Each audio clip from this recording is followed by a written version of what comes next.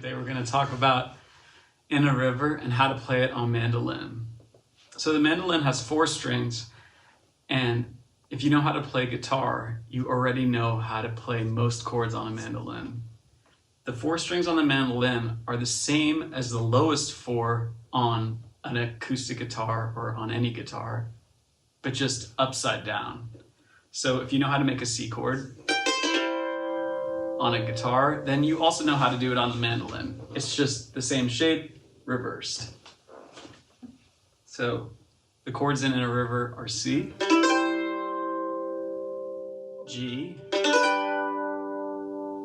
and D. Now there's some suspensions on those chords that make them a little bit more unique than that, and later we'll talk about what those are.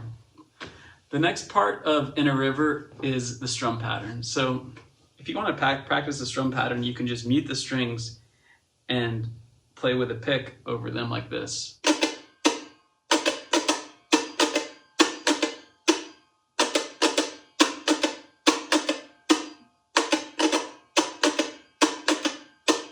Now, if you'll notice, I'm emphasizing the lower strings on certain strums and the higher strings on other strums. And I think the best way to learn it is just to kind of practice and get a feel for it. So when we combine those chords, C, G, and D, with the strum pattern, we get something like this.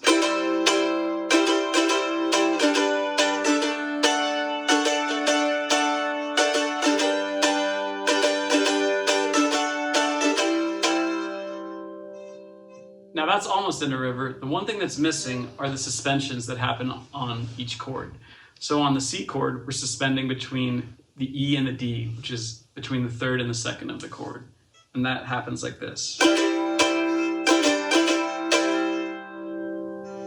On the D, we do a similar suspension, but it's between the 5th and the 4th of the chord. And then on the G, it's again like the C chord. It's suspending between the 3rd and the 2nd.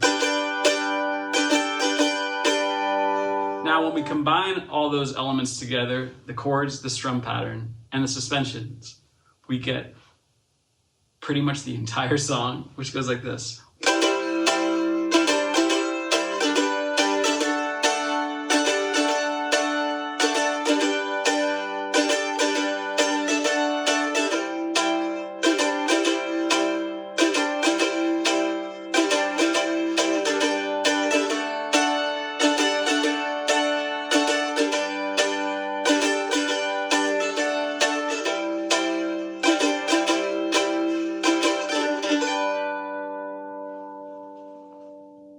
I'm Rostam, thanks for stopping by. That was In a River on mandolin.